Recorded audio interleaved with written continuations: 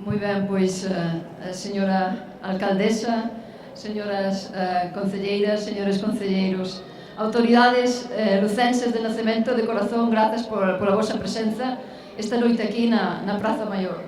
Espero que todo o mundo este listo para sanfroilanear, esa é unha palabra. Comenzo agradecendo, non cabe dúda non, a confianza e o agarimo depositado en min para ser a pregoeira. Vaya honra, non?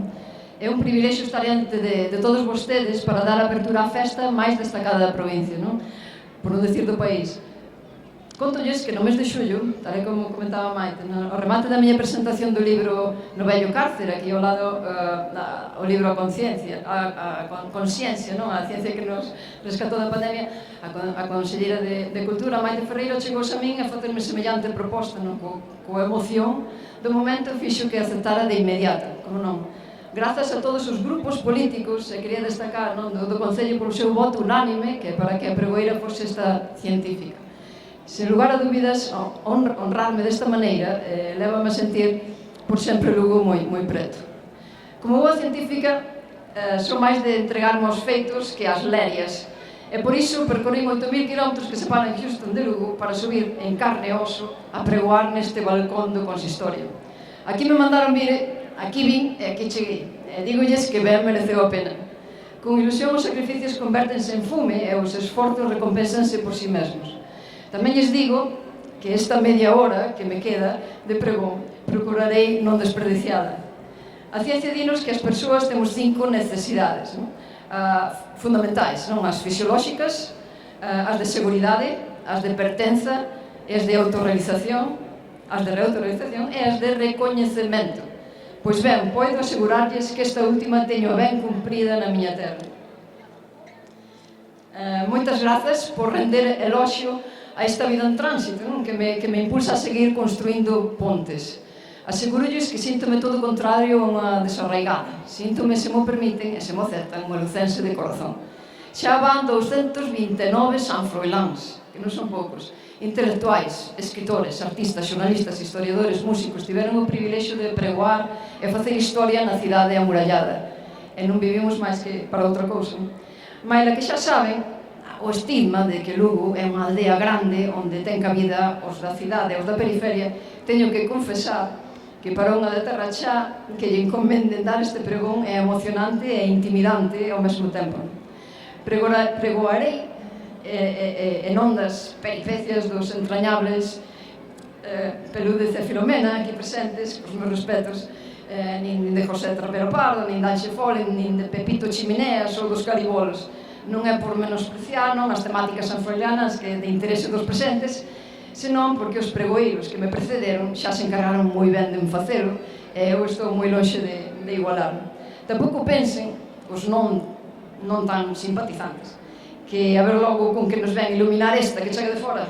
Non é a miña intención, xa sei que aquí hai moitas luces, pero si me gustaría que este pregón represente todo o que eu poido simbolizar.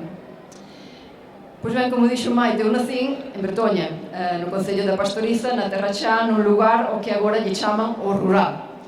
Non nacín en Lugo por circunstancias do azar, simplemente. Agora lles explico. Saí a miña nai de pasar consulta do doutor Bernardino Pardo Ouro na clínica privada que tiña no Sanatorio da Milagrosa, hoxe onde está a sede do Progreso, alá no ano 77.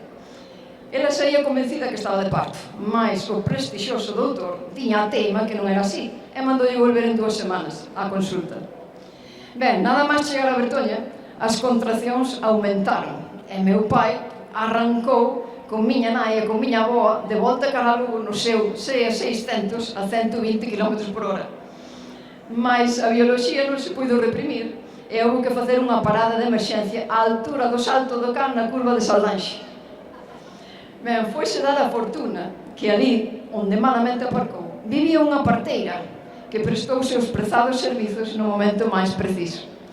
E así foi como aproveitei a miña primeira oportunidade que me deu a vida, non? Grazas a meus pais por traerme ao mundo e ás parteiras das aldeas por existir. Con esta entrada triunfal non me quedaba outra que aproveitar, non? Que aproveitar o mellor que pudera o resto dos meus días. Na miña etapa escolar, aínda que non estudei en Lugo tampouco, mantiven vencellos directos e indirectos coa capital. Estudei sempre na pública, no Colexio Público de Bertoña, no Instituto de Meira, tiñamos mestres e mestras que chegaban da capital lucense e que nos falaban en castelán. Daquela ainda non existían os neofalantes. Criarse nun entorno galego-falante é unha regalía, é unha marca de identidade de por vida. Cando as mestras nos falaban en castelán, nós, coa rebeldía e inocencia que outorga a propia infancia, devolvíamos a palabra na nosa lingua nai, ou mai. Facíamolo porque simplemente respondíamos á razón e non ás regras.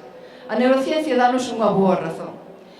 Dinos que transmitir o coñecemento na lingua nai beneficia a asimilación e a conversión de calquera concepto novo, facéndose máis rápido que noutra lingua. Pero tamén nos di que a información é emocional e pode ser mellor consolidada. Por outra banda, tamén fomos moi afortunados, non? Os que pudemos ser educados en galego e en castelán. A experiencia bilingüe altera a estrutura do cerebro e mellora certas funcións cognitivas e tamén pode afectar o procesamento matemático. De feito, deberíase falar en galego e castelán dende a etapa infantil, xa que é o período onde se esculpe a neuroplasticidade. Pois ben, no meu colexio nunca houve represalias por falar galego, non houve ese tipo de problemas. Fortuna nosa que as etapas de escolarización nos anos 80 non eran como as décadas anteriores, ben relatadas no libro negro de Carlos Callón. Nunca deixei de falar en galego e aprendín que había que mantelo a conciencia e ás veces a contracorrente e desfrutar deste feito como un dos maiores praceres que existen. Escribilo e empregalo como a ferramenta no formato que sexa, ata dando un pregón, xa é a culminación que levo facendo toda a vida. Gústame regar a galeguidade alá por donde vou, porque é algo que sempre florece e ainda pode florecer con maior esplendor despois. A identidade construíse do que se sabe, no que se di e no que se fai. E a lingua que se emprega pon a guinda ao pastel. Lugo sempre estivo, está e estará presente en quen son. Sendo filla dun escultor, tiven a sorte de presenciar un auxe do mundo da arte lucense a finais dos anos 80 e 90. Grazas a este privilexio, non perdíamos nin unha soa exposición no Círculo das Artes, nin unha das salas e galerías de arte da cidade. Gardo moi bons recordos de ir con meus pais ao mesón do forno, onde nos servían un churrasco nunha mesa con nome propio, a Espeteira, reservada exclusivamente a pintores, escultores, músicos, escritores e ata magos. Con 12 anos, fun ao cine por primeira vez, e foi en Lugo. Botaban a película Sempre Xonxa, para non esquecela. Pero, sin dúbida, unha das etapas máis gloriosas da miña adolescencia foi o meu paso fugaz pola categoría dos cadetes do Xuncas, con 14 anos, agora o ensino. Os entrenamentos de baloncesto eran ben duros, pero que gañas lle poñíamos. É como non, aqueles partidazos do Breogán, vibrando coa marcha do xogo no pabillón, coa pelota batendo na cancha, que é emocionante. Pónseme a pel de pita só recordalo, non? A maravillosa década dos 90, cando viña xogar co Breogán, que se enfrontaba ao Madrid, ao Barça, aos Estudiantes, ao Juventud de Badalona, e despois agardábamos despois dos partidos, non? E que saíra Villacampa, Petrovic, Lasa, da Fernando Martín, para que nos firmaran as carpetas do instituto. Que tempos.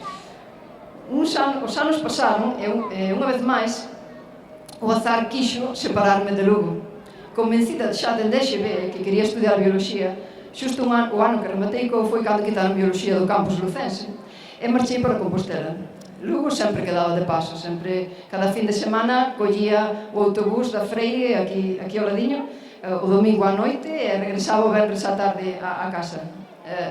Rematada a carreira, despois duns anos en Compostela e coa teima de non querer opositar a nada, seguín coa miña inclinación de facer un doutoramento, e para facelo en condicións non me quedou outra que emigrar.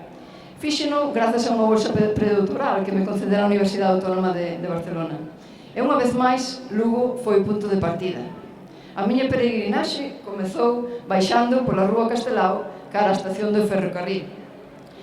Porque Lugo ten tren, ou non ten tren Lugo? Bueno, vaya se ten, sei que dende o ano 1875. Si, ese tren o que lle cantaba Andrés do Barro, non? O O tren que nos leva pola beira do viño, que me leva polo meu camiño, o tren que vai andando pasiño a pasiño, lonxe do noso lar e cara ao mellor destiño. Quizais cara a terra da felicidade, canta verdade garda, non? O tren arrancaba de Lugo os domingos á tarde e chegaba o luns a mediodía á estación de Sants en Barcelona. Aquelas viaxes con tantos cambios e múltiples paradas eran e seguen sendo 18 longas horas en vagóns con cabinas compartidas para 6 persoas. Dábame tempo de ir a Houston e volver. Ferruxentos trens que tiñas que tapar os oídos cando entraba no túnel polo estrondoso chirrido que facía tanto ferro. Toda unha aventura.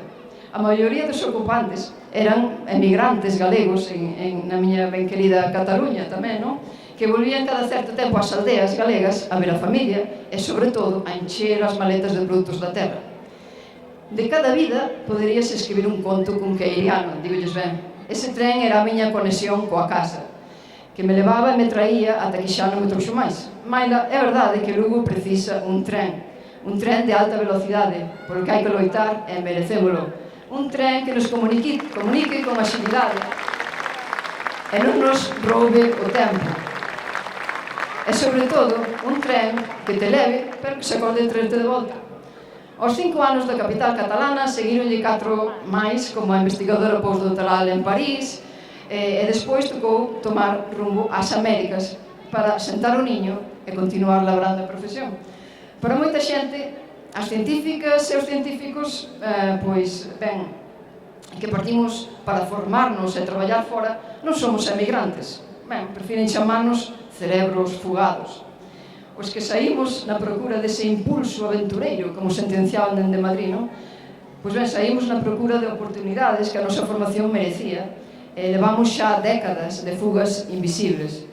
Nin os gobernantes, nin a oposición, con todos os meus respetos aos meus acompañantes, son capaces de artimañar un plan realista de captación a longo prazo que abra as portas do retorno para que moita xente, aunque para moita xente o mellor xa é demasiado tarde, non?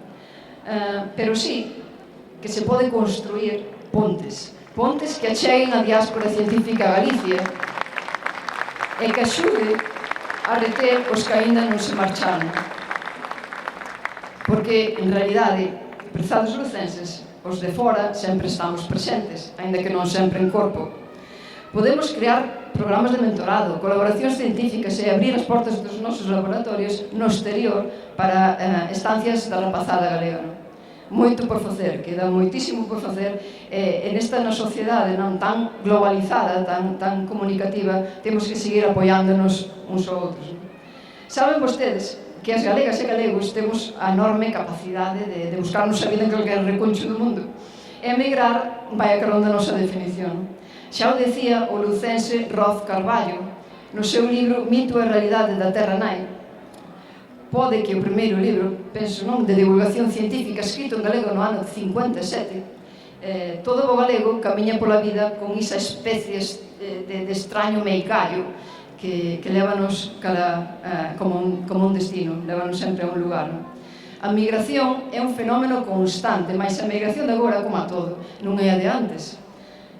Cantos colleron rumbo ás Américas co posto e non cumpridos nin os 16 anos tardaron unha vida en volver, non?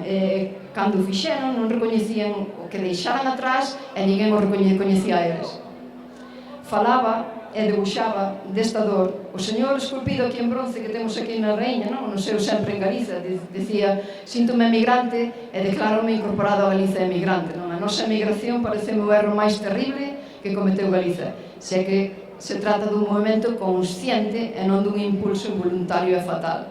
E que razón tiña Castelao, non? Eu emigrei por ese impulso consciente e levo máis de 2 décadas sementando novos horizontes fora do país e sen que me abandoe a nostalgia, sen dúbida. Non hai nada como irse fora para valorar e apreciar o que antes non se vía dende dentro.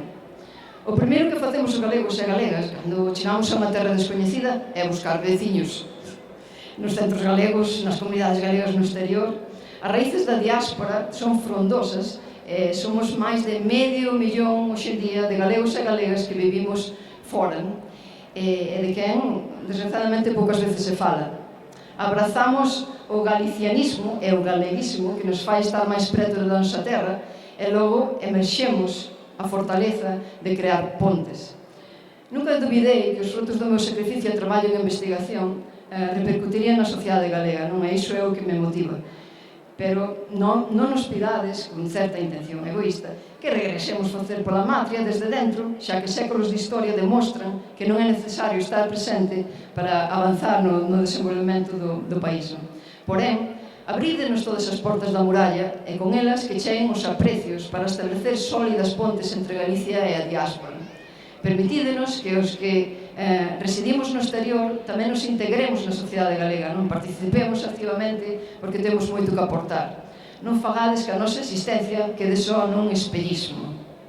Teño esperanza que no futuro que sexa destas neniñas, das meniñas da diáspora, non? As que naceron fora tamén son daqui, as meniñas que falan galego sen contar para a nota, as que medraron no biculturalismo e no trilingüismo, as que recoñecen que pertencer a varias terras é algo bom.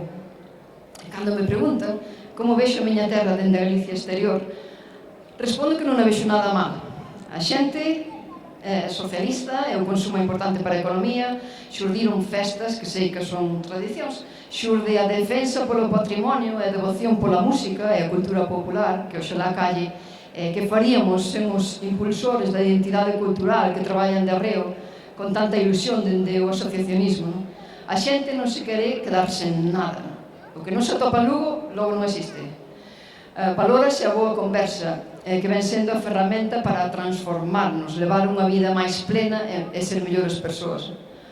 Outra vez, a neurociencia dinos que conversar fai que aumentemos as conexións neuronais, melloremos a capacidade de tomar decisións, o razoamento, detectemos erros e busquemos alternativas. Aclaremos as ideas do mundo como se fora como a nosa forma de sentir, non?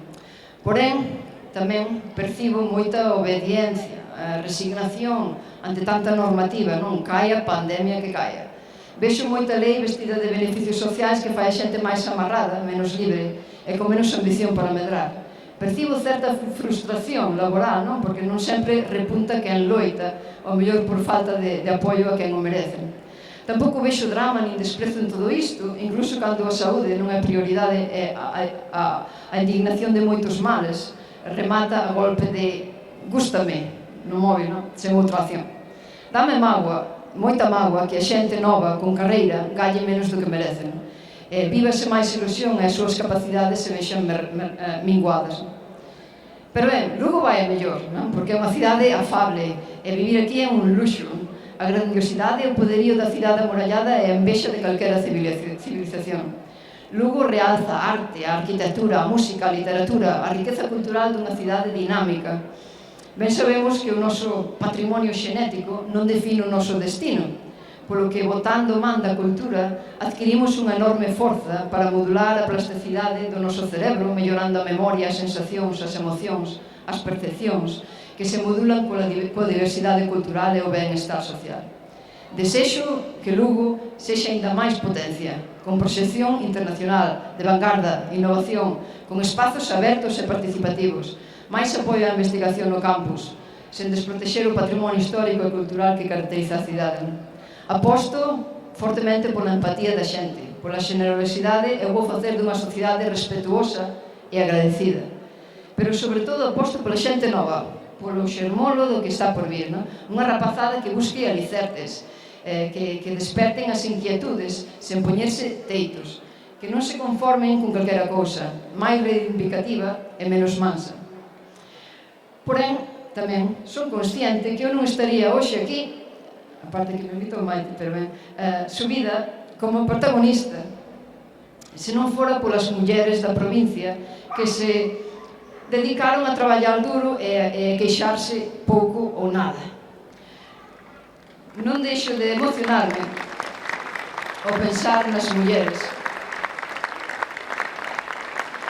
Non deixo de emocionarme ao pensar nas mulleres que traballaron sen descanso, como a miña avó, a miña nai, as que cantaron versos á maternidade, pero coa experiencia de parir e criar, as que choran a emigración despois de deixar marchar un ser querido, as que loitaron dentro das institucións, sendo desprezadas e apartadas, non? As escritoras e poetas que crearon obra firmando con nome de home, ou as científicas que me precederon, as que lle roubaban a autoría das súas descobertas.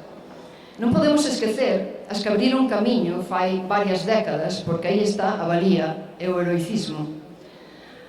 Agora as Tanxo pían cos politonos dos nosos móviles, e iso está moi guai.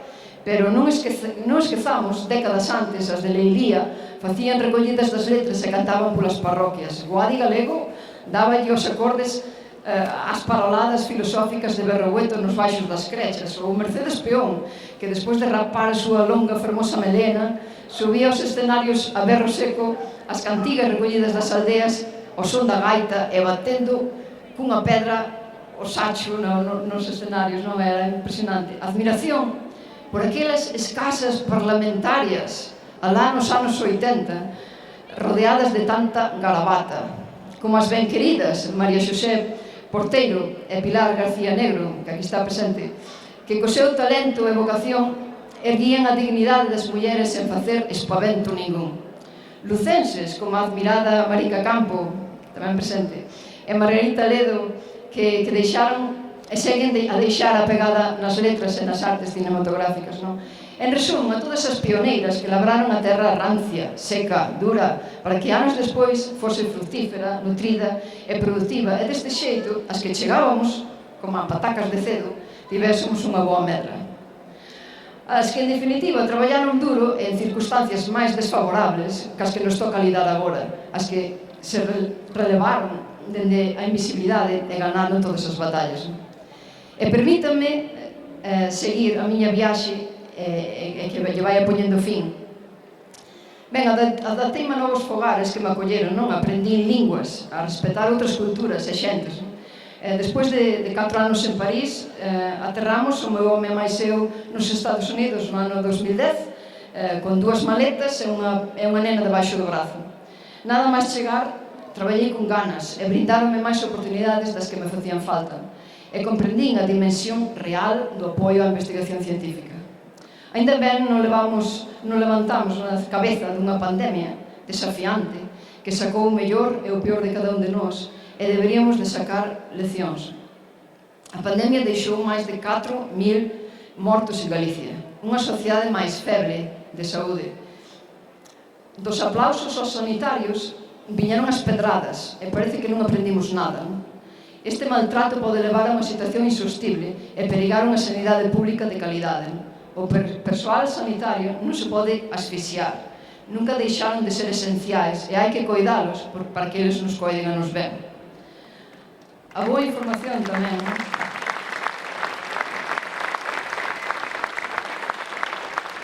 A boa información foi crucial para rescatarnos de moitas aflicións e preservar a nosa saúde física e mental.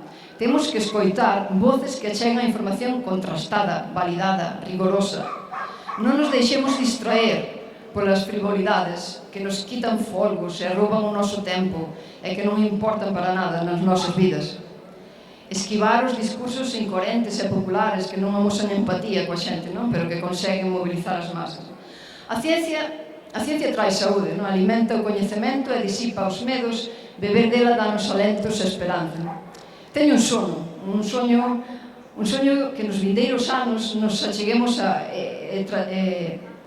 tratamentos, sobre todo, non? Para personalizados, como contra os cancros, que permitan a cura e eliminen a remisión, non? Da maior parte deles. Que a metástase non sexa unha sentencia e que cheguen avances no diagnóstico de inmediato, non? E teño un soño que alimento coa inspiración e a motivación que me dan os meus quereres, que é agarrándome tamén ao apoio que me dá a traballar no meirande centro de investigación biomédica do mundo. Soño con dar cun remedio que alive as demencias, esta terrible doenza que borra a memoria e destrui calquer vestixo de persoa. Soño que os danos cerebrais sexan reversibles e que mellore a calidade de vida dos doentes. E os meus soños son os impulsos que me fan avanzar. Ben, e xa para ir rematando, para o que viñamos, ao que imos, hoxe comeza o San Froilán. Botemos unha pequena ollada atrás. O deus celta Lugh venerábase nas festas do Luc Nassar, e moitas destas celebramos na miña querida Bretoña. O mesmo que lle deu nome a esta cidade antes de ser latinizada e romanizada, transformándose no Lucus Augusti. Citado o seu patrón, o San Froilán, sempre acompañado dunha pomba e dun lobo, ao que lle daba beiro. Nos San Froiláns de agora aínda perduran algúns vestixios das feiras de antaño, non? No Lucus Augusti mercantil vendíase de todo. Nesta praza na que están agora vostedes, proclamábanse todo tipo de charlatáns para tratar a mercancía ao prezo de que a mellor destreza tivera para o regateo, non? A feira de Gando situábase na Porta da Mosqueira e o Domingo das Mozas achegábanse a Lugo as mociñas da provincia, que estaban libres da tutela paterna, que naqueles tempos podía representar o primeiro símbolo de emancipación da muller galega, cando non era habitual que as mozas dispoñeran de tanta liberdade. Tiñen que sacar proveito da ocasión e lucir as mellores xoias de artesanía, que son os traxes regionais, con esas enaguas brancas, co remate de puntilla, coa saia vermella e coas cintas negras, e sen esquecer o mandil de terciopelo negro bordado de azabache. E acabo de describirlles o meu traxe de primeira comunión. Darío Xoán Cabana, no seu pregón do San Froilán, recordábanos a orixe labrega das festas, que era a simbiose entre a cidade e o agro. A esta feira do Gando achegábanse as xentes das aldeas, mas hoxe en día pouco teñen que ver co señor Pelúdez e a señora Filomena, en que ben, hoxe vestíronse de científicos, ao mellor sí que teñen máis que ver. Falar do San Froilán é falar das tradicións, das xentes da capital e do rural, que se achegaban para gozar da festa. Lucenses, para citar unhas cidades e vilas, non de Bretoña, de Pastoriza de Fó, pero de Torto de Sare, Mondoñedo de Cerro, de Fonsagrada, de Monforte, de Castro de Rei, de Friol, de Taboada, do Corgo, de Meira, de Vilaro, de Lorenzá, Burela, Viveiro, Ribadeo, Baralla, Cospeito, Palas de Rei ou Monterroso, seguro que me queda algún. Animo a todos vostedes a disfrutar das festas como protagonistas, a gozar do bo comer, do bo viño, das casetas, non do pulpo, a feira dos con cachelos e pimentón, disfrutade do baile de cánticas e flores, da arte, da artesanía, das charangas, do folclore, dos fogos artificiais, dos eventos culturais e da festa popular. E que vos acompañen as crianzas para que gocen con vos. Sendo unha nena, lembro-me con nostalgia cando contaba os días que quedaban para o San Froilán e coidaba ben a escolla da roupa, dos zapatos que levaría. Memorias da infancia tecidas de altas doses de adrenalina, non? Cheas de luces, cores nas barracas e nas atraccións, os cantos dos feirantes animándonos a participar na tómbola da boneca chochona pola que decíamos que sempre toco, non? E non podíamos coa emoción cando nos daban unhas fichas para ir nos saltamontes ou nos coches de choque. E o recendo os churros recén feitos, xa non digamos bañados no chocolate. E remato, como non, agradecendo ao Concello de Lugo, nunha área de cultura e de turismo, por abrir as portas da muralla á xente da diáspora, por estreitar os lazos que nos unen coa nosa terra, non? Pola acollida e por darnos espazo, aínda que vivamos a moitas leguas de distancia, non? Moitas grazas ás miñas fillas, Sheila e Isabela, a miña familia por ser a base de todo, e todos os presentes por tan boa acollida que fai que volver a Lugo sempre sexa volver a casa como unha profecisa. E miren onde estou. Que a festa traiga alegría e disipe a tristeza, e as preocupacións por uns simples. Chegou o momento de gozar dos sons das gaitas, dos bailes nas rúas, dos concertos, das atraccións de todas as cidades e gustos. Imos deleitarnos co polvo e cos cachelos e sen importar o prezo, e gozar coa boa comida. Que Lugo brile con orgullo, e teña ese recoñecemento internacional que merece. E remato o meu pregón ben fachendosa delo, e prometo-vos que seguirei pregoando Lugo o que me quede de vida sen importar os océanos que nos separen. Os voces xenerosos na nosa voz entenden, con orgullo, con arroubo atenden o noso rouco son, pois onde quer, xigante, a nosa voz pregoa a rendezón da boa nazón de Breogán. Brindemos por Lugo, polo seu pasado, polo seu presente e futuro. Brindemos por Lugo, pola xente daqui e da colá, pola xente do rodicio, pola xente detrás da corda. Brindemos por 1 millón de vacas. Brindemos por Lugo e polas súas festas. Viva o San Froilán!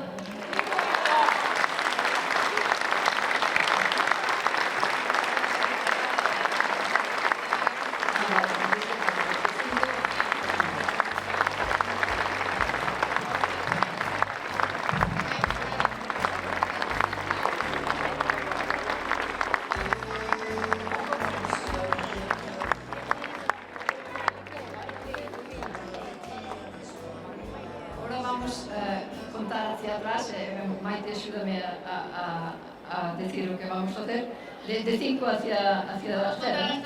Hacia atrás para que se prendan as luces do San Fernando 2023, acompañadas de todas e de todos vos. Veña, 5, 5, 4, 3, 2,